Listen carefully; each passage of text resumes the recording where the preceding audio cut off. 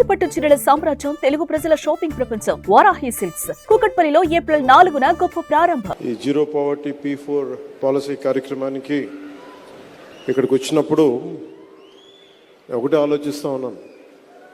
సరిగ్గా సంవత్సరం క్రితం గౌరవ ముఖ్యమంత్రి శ్రీ నారా చంద్రబాబు నాయుడు గారు, నేను ఇక్కడ అమరావతిలో ఒక కార్యక్రమంలో పాల్గొన్న ఎలక్షన్స్ ముందు, ఆ రోజు వారికి ఉన్న ఆకాంక్ష కానీ నాకున్న ఆశయం కానీ ఆంధ్రప్రదేశ్ ప్రజలు చాలా బాగుండాలి, తెలుగు ప్రజలు ఎక్కడున్నా అద్భుతంగా రాణించాలనే కోరిక, ఆకాంక్ష వారిది. అలాంటిది ఈ రోజున 164 సభ్యులతోటి, అసెంబ్లీ సభ్యులతోటి, 21 పార్లమెంట్ సభ్యులతోటి ఘన విజయం ఇచ్చినందుకు మీ అందరికీ ఈ ఉగాది పర్వదినాన మరోమారు మీకు ధన్యవాదాలు తెలియజేసుకుంటా ఉన్నాను. అంటే మీరే కనుక అండగా నిలబడకపోయిండుంటే ఈ రోజున ఇంత ఘన విజయం ఉండేది కాదు. ఈ రోజున మీరు ఎంతమంది గత ప్రభుత్వంలో ఎన్నిసార్లు చూసింటారు చెప్పండి. ఇక్కడున్న భవన నిర్మాణ కార్మికులు దాదాపు 59 మంది, 30 పైచిలుకు నుంచి 59 దాకా. అధికారికంగా ఆ రోజున మాకున్నది 34 మంది చనిపోయారు. అనధికారికంగా ఎక్కువ మంది చనిపోయారు, దాదాపు 100 లోపు చనిపోయారు అనేది ఉంది. అలాంటి భవన నిర్మాణ కార్మికుల్ని ఇబ్బంది పాలు చేసిన ప్రభుత్వం అదైతే, ఈ రోజున భవన నిర్మాణ కార్మికుల్ని వేదిక పైన కూర్చోబెట్టి మీకు కష్టం ఏంటి చెప్పు అని చెప్పి ఒక బలమైన, ఒక అనుభవశీలైన ఒక ముఖ్యమంత్రి ఆధ్వర్యంలో రాష్ట్రం ఎలా ఉంటుందో ఆ ప్రభుత్వానికి, ఈ కూటమి ప్రభుత్వానికి నిదర్శనం. 2014 నుంచి కూడా నేను ఎందుకు ఏమి ఆశించకుండా గౌరవ ముఖ్యమంత్రి శ్రీ నారా చంద్రబాబు నాయుడు గారికి మద్దతు ఇచ్చాను 2014 నుంచి అంటే, మన దగ్గర సత్తా లేనప్పుడు, అది ప్రజలకి ఉపయోగపడే సత్తా కానీ, బలం కానీ, సమర్థత, తెలివితేటలు, ప్రతిభ ఒక నాయకుల దగ్గర ఉన్నప్పుడు అది ఓట్లు చీలకుండా అది ఇస్తే అది ప్రజలకి బలం అవుద్దని 2014 నుంచి నేను అదే పని చేశాను. 2024 కూడా ఎందుకు ఇంత బలంగా ఉన్నానంటే, ఆయనే గనక ఈ రోజున అధికారంలో గనక ముఖ్యమంత్రిగా లేకపోయి ఉంటే ఈ రోజున P4 పాలసీ, జీరో పావర్టీ బయటకు వచ్చేది కాదు. ఈ రోజున అప్పుల్లో కూరుకుపోతున్న రాష్ట్రాన్ని దిశానిర్దేశం చేస్తే దాన్ని బయటపడగి వేయగలిగే సత్తా ఉన్న శక్తి సరిపోయేది ఇంకెవరికీ కాదు. అందుకని మనస్ఫూర్తిగా కూటమికి, ఎన్డీఏ కూటమి నాయకులుగా, తెలుగుదేశం జాతీయ పార్టీ అధ్యక్షులుగా సమర్థవంతంగా కష్టాల్లో ఉన్న రాష్ట్రాన్ని మా అందరికీ మార్గదర్శకత్వం వహిస్తూ ముందుని నడిపిస్తున్న గౌరవనీయులు శ్రీ ముఖ్యమంత్రి శ్రీ నారా చంద్రబాబు నాయుడు గారికి ప్రత్యేకంగా ధన్యవాదాలు, కృతజ్ఞతలు, నమస్కారాలు తెలియజేసుకున్నాను. ప్రపంచవ్యాప్తంగా ఉన్న తెలుగు ప్రజలందరికీ, ప్రతి ఒక్కరికి ఉగాది పర్వదిన శుభాకాంక్షలు తెలియజేసుకున్నాను. మీకు కూడా.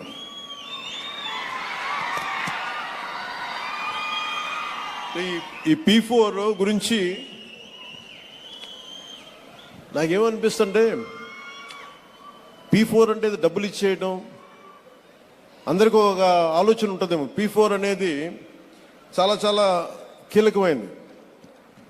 ఇది ప్రభుత్వం ఉంటుంది, పబ్లిక్ ఉంటుంది, అలాగే ప్రైవేట్ వ్యక్తులు ఉంటారు. అలాగే ఇవన్నీ ఇంతమంది కలిస్తేనే పార్ట్నర్షిప్. ఇప్పుడు మనకి దీంట్లో చాలా మందికి, సగటు మనిషికి ఇక్కడున్న వేదిక పైన ఎవరు కూడా, చల్మలశెట్టి సునీర్ గారు కావచ్చు, గోయంక గారు కావచ్చు, లేదంటే మన కృష్ణారెడ్డి గారు కావచ్చు, గౌరవ ముఖ్యమంత్రి నారా చంద్రబాబు నాయుడు గారు కావచ్చు, వేదిక పైన పెద్దలు ఎవరైనా ఉండొచ్చు, ఇక్కడ ఉన్న చాలామంది విశిష్ట అతిథులు కావచ్చు, ఐఏఎస్ అధికారులు ఉండొచ్చు. ఎవరికైనా సరే చదువుకునే సమయంలో, ఎదుగుదామనే సమయంలో అందరు చిన్న గ్రామాల నుంచి వచ్చిన వాళ్ళే, చిన్న చిన్న రాష్ట్రాల మారుమూల కుగ్రామం నుంచి వచ్చిన వాళ్ళే. కానీ వాళ్ళకి ఏముంటుందంటే, ఎవరో ఒకరు సలహా ఇచ్చేవాడు కావాలి.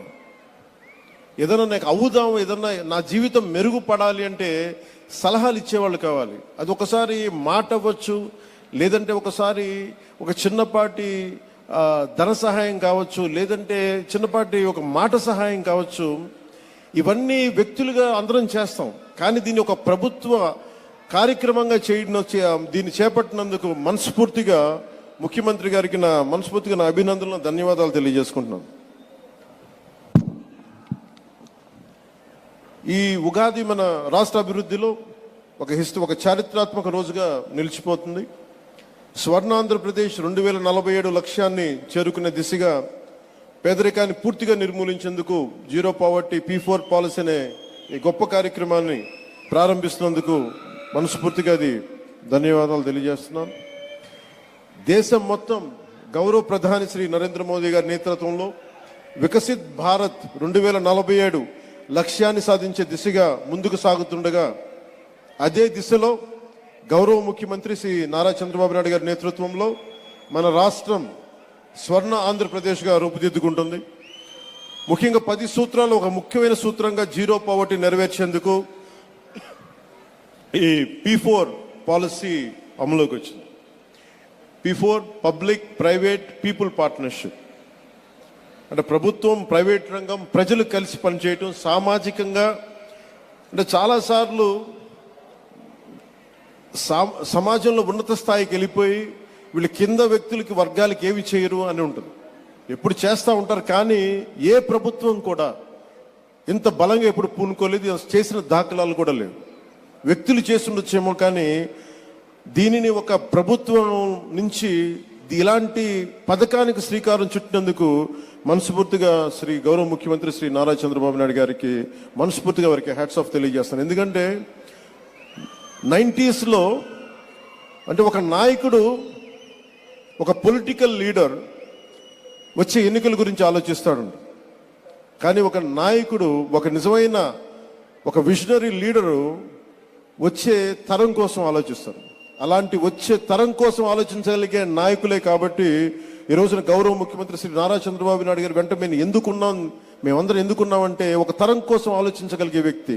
ఇప్పుడు ఒక తరం కాదు, 2-3 తరాల కోసం ఆలోచించే వ్యక్తిగా ఉన్నాం. అందుకని వేదిక పైన ఇక్కడున్న ఈ బంగారు కుటుంబం, ఈ పాలసీకి ఉన్న వాళ్ళందరూ చూడండి, చిన్నపిల్లలందరూ ఇంకా ఇంటర్ చదువుకుంటున్నారు. వీళ్ళందరికీ నాకు పరిస్థితి బాగలేదు, కానీ నా బిడ్డల పరిస్థితి బాగుండాలని ఏ తండ్రికైనా ఏ తల్లికైనా ఉంటుంది. వారికి ఎలాంటి చేయూతనివ్వాలి, ఎలాంటి సలహాలు ఇవ్వాలి, కొన్నిసార్లు ఆర్థికంగా కావచ్చు, కొన్నిసార్లు ప్రత్యేకమైన పరిస్థితులు కావచ్చు, ఏమిస్తే బాగుంటుంది అనేది ఈ నలుగురు కలిసి మనకి అటు ప్రభుత్వం తరపు నుంచి, అటు ప్రైవేట్ రంగం నుంచి, అటు ప్రజలు కలిసి పనిచేయటం, ఇది చాలా చాలా ఒక గ్రేట్ ఇనిషియేటివ్ మనస్ఫూర్తిగా. అది అంటే దాదాపు 1,70,000,000 మందిని ఈ కుటుంబాలని విశ్లేషిస్తే దాంట్లో 1,28,00,000 కుటుంబాలని దీని ప్రాథమిక మన జాబితా తయారు చేస్తే దీని నుంచి 30 లక్షల కుటుంబాలని ఎంపిక చేసి గ్రామ సభల ద్వారా దీన్ని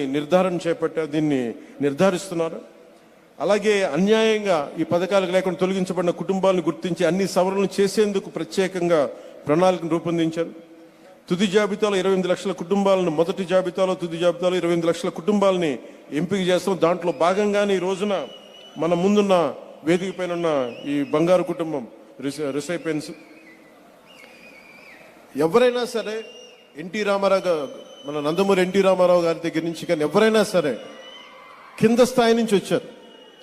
ఇందాక కృష్ణారెడ్డి గారు మాట్లాడుతూ ఎదుగుదలకి దగ్గరదారి ఏముండదు, నలగాల్సిందే. కానీ నలిగేటప్పుడు నాకు నేర్చుకోవాలి. ఇక్కడున్న మత్స అండి ప్రకాష్, ఇప్పుడు మత్స ప్రకాష్,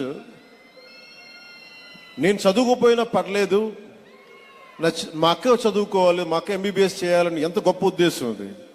కానీ ముఖ్యమంత్రి గారు ఆలోచిస్తుంది, నువ్వు కూడా నలిగిపోకూడదు, నువ్వు త్యాగం చేయాల్సిన అవసరం లేదు, నీకు మేము అండగా ఉంటాం, నీకు అండగా ఉండటానికి మేము ఆలోచిస్తున్నాం అనేది ఒక సదుద్దేశంతో చేపట్టిన కార్యక్రమం. వారి నాన్నగారు కూడా నా బిడ్డలకి నేను ఏం చేయగలను తపన పడుతుంటే, ఈ రోజున ప్రభుత్వం వస్తుంటే ఎవరికైనా సరే ఇబ్బందుల్లో ఉన్న కుటుంబాలకి చిన్న ఆశ కావాలి. మేము ఉన్నామని ఒక చిన్నపాటి ధైర్యం, చిన్నపాటి ఆశ కల్పిస్తే ఎంతకు ఎదుగైనా ఎదుగుతారు. నేను కూడా నేర్చుకోవాలనుకుంటున్నప్పుడు చెప్పేవాళ్ళు ఎవరన్నా లేరే, మనకి తెలివితేటలు, మరి ఇట్లా ఇల్లురా అని చెప్పేవాళ్ళు ఎవరు లేరే అంటే, ఆ రోజున కనుక మనకి ఎదిగే వయసులో సరైన మార్గనిర్దేశం అంటే దిశానిర్దేశం చేయగలిగే వ్యక్తులుంటే చాలా అద్భుతమైన ఫలితాలు సాధించగలం. సుమన్ టీవీలో మీ పర్సనల్ అండ్ బిజినెస్ ప్రమోషన్స్ కోసం కింది నెంబర్కి కాంటాక్ట్ చేయండి.